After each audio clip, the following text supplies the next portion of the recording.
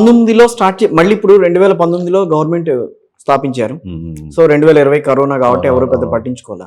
So మీరు 2024కి కసరత్ ఎప్పటి నుంచి మొదలెట్టారు? అంటే 2024 సర్వే ఎగ్జాక్ట్ నెంబర్స్ కోసం 3 నెలల ముందే స్టార్ట్ చేశాను సార్. అంతేనా? నెంబర్స్ 3 అంటే 3 నెలల ముందు అంటే సిస్టమ్ లో ఎక్కించేదానికి. ఓకే. అంతకుముందు మామూలుగా ఈ సిస్టమ్ లో ఎక్కించలేదు.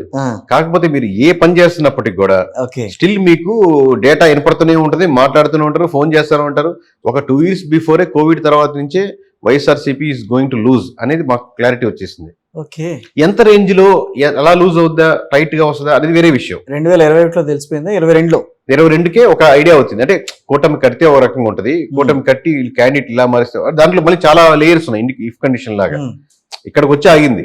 ఇక్కడి నుంచి 90 గెలుచుకుంటుందా, 100 గెలుచుకుంటుందా, 80 లోపల పడిపోద్దా అనేది అక్కడికి వచ్చి ఆగుంది అనమాట. 90 కట్టి ఇటుగా.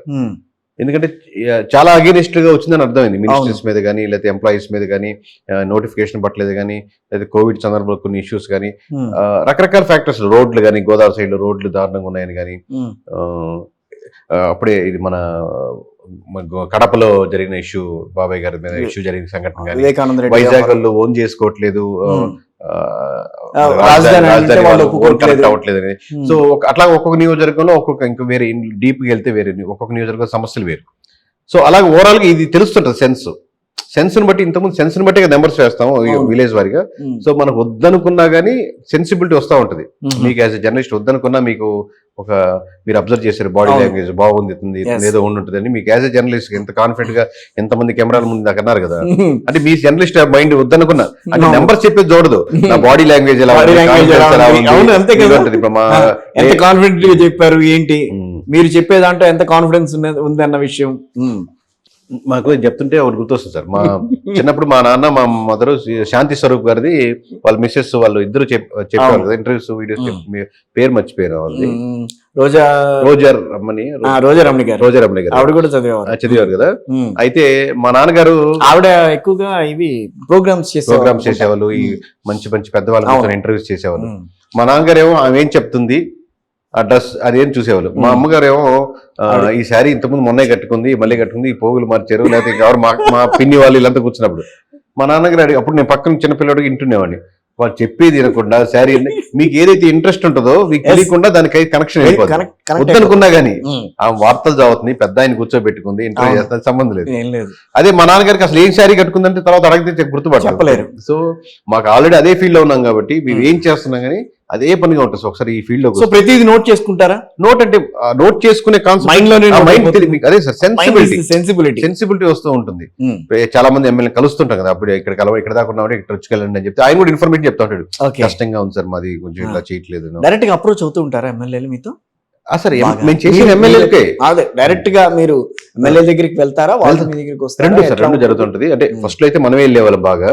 19 తర్వాత మోస్ట్లీ ఒక ఫోన్ కాల్ లేకపోతే వాళ్ళ నుంచి ఒక ఫోన్ కాల్ సరిపోయే రేంజ్. కేకే అన్న ఇది ఎందుకు పెట్టుకున్నారు? అసలు మీ పూర్తి పేరేంటి? నా పేరు కిరణ్ కొండేటి సార్.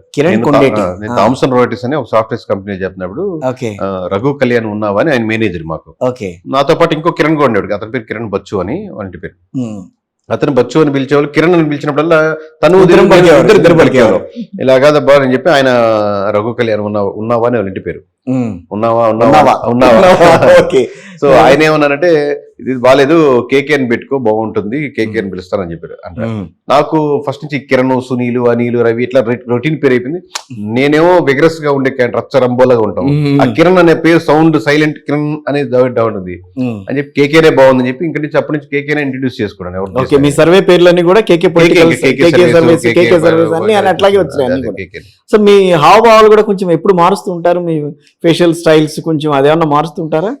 ఈ జుట్టు మీరు దాన్ని కింద దించరా లేకపోతే అది దగ్గర అది అంతే ఉంటుంది సార్. మామూలుగా ఎలా ఉన్నా అది ఫిక్స్డ్ గా ఉంటది. దూకోమని చెప్తా ఉంటారు కానీ ఒక ఇప్పుడు పిచ్చికి కూడా నేను ఇన్ని ఇంటర్వ్యూలు మేము కూడా చూసా, నేను అన్నిట్లోనే ఇలా ఉంటుంది. అంటే దువ్వం సార్ మామూలుగా అలా ఉంటది అంతే. ఓకే, అందరు దవ్వుతారు కదా, మనం దూవకుండా ఎన్నికగా ఉంటామని. But you are familiar right now. KK garu అంటే ఫెమిలియర్, కొంచెం అందరూ చూస్తారు కేకే గారిని. సో ఆయన అంటూ ఇప్పుడు మీరు ఈటీవీ బ్యాక్గ్రౌండ్ నుంచి వచ్చారు కాబట్టి ఒక జర్నలిస్ట్ అంటే ఫస్ట్ నీట్ గా దూకోవాలి. ఇప్పుడు ఇన్ని సంవత్సరాలు చేస్తున్నా మీరు ఎప్పుడు అనీవన్ గా మిమ్మల్ని మీడియా చూస్తుండదు. సో నాకేంటంటే రివర్స్ అనమాట, మన రచ్చరంబోలుగానే ఉండాలి, మాస్ గానే ఉండాలి.